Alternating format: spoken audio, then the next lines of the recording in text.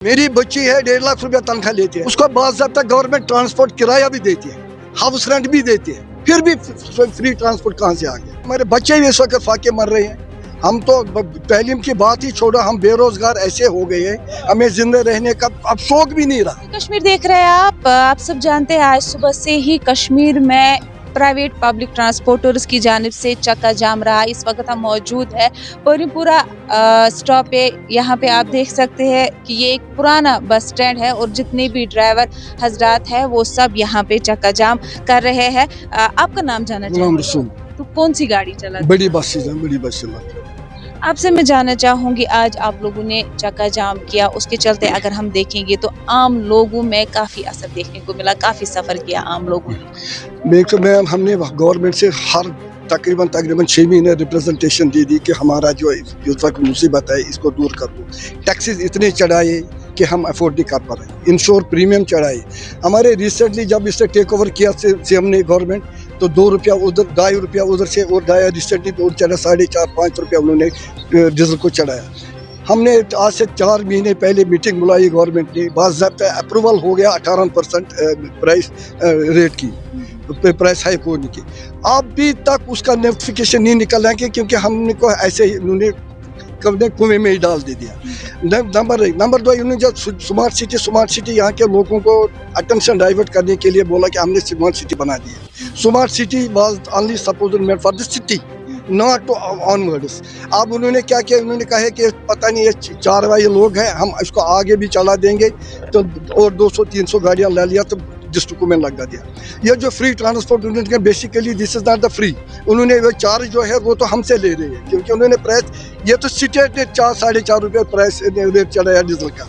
वो उन्होंने बोला कि हमने फ्री ट्रांसपोर्ट देते हैं, वो तो हम आपसे ही ले लेंगे by way of tax at other बाकी तो उनसे। हम जब गवर्नमेंट से पूछना चाहते हैं कि अगर ये भी एक बहुत बड़ी इंडस्ट्री है, बैकबोन है कश्मीर इंडस्ट्री की, इसने क्या किया कि हमें कुल्हाड़ी मारते हैं पीछे से। उमर बोला के पास जाते हैं, बोलता है इस मिनिस्टर के पास दो, इस मिनिस्टर के पास बोलता है अच्छा हम देखेंगे, कोई काम नहीं कर, कोई दे डोंट डू एनीथिंग। अच्छा बोला कि हमारी गाड़ी पुरानी है, नए लाए हैं, अभी 2 साल हो गए, हमने डोर टू डोर पीछे चलते हमारा परमिट सिस्टम अब तो बाज़ाब्ता 10,000 रुपया परमिट को बनाया, 1.5 लाख रुपए का कास्ट बना दिया गया। इतना मुसीबत है, अच्छा पीछे से हमारे ATI पीछे से चालान करते थे, हमें पता नहीं चलता है, बोला ये गाड़ी ब्लैक लिस्ट में, क्या इसको 10 चालान है। अच्छा ये भी जानना चाहूंगी, यहाँ पे हमने देखा काफी सीनियर ड्राइवर्स है यहाँ पे, और उसके साथ साथ अगर हम देखेंगे कई सारे लोग ऐसे हैं जिन्होंने लोन पे गाड़ियाँ निकाली है, सोना बेच के गाड़ियाँ निकाली है, घर में चीजें बेच के। बिल्कुल, तो किस किस्म का तकलीफ आप लोगों को हो रही है?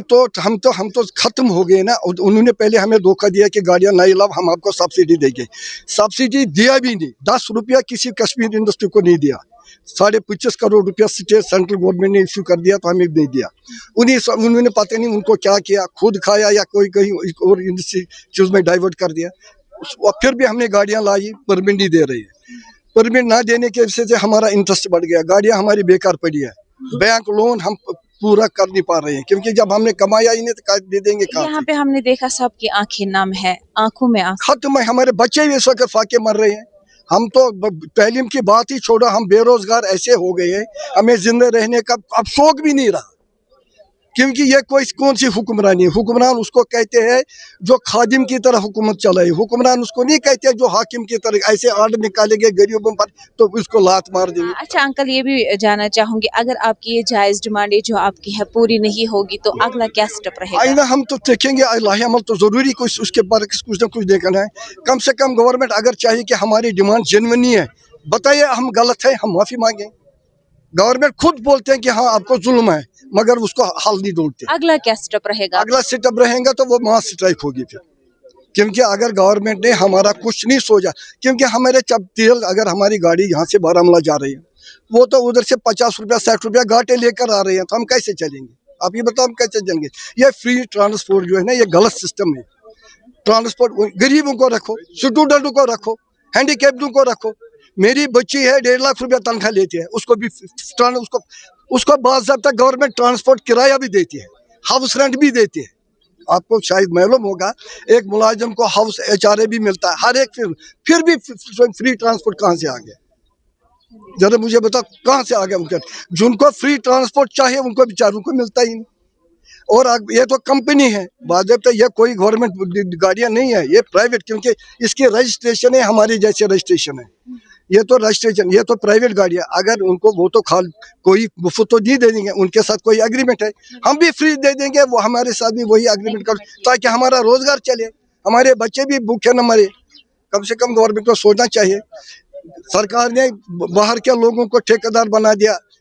देखो 2000 की रेट को 17,000 तक पहुंचा दिया। ये कहाँ का इंसाफ है? ये शायद कोशिश करते हैं कि कश्मीरी लोगों को खत्म कर रहा है, और कुछ मकसद ये है। सलाम।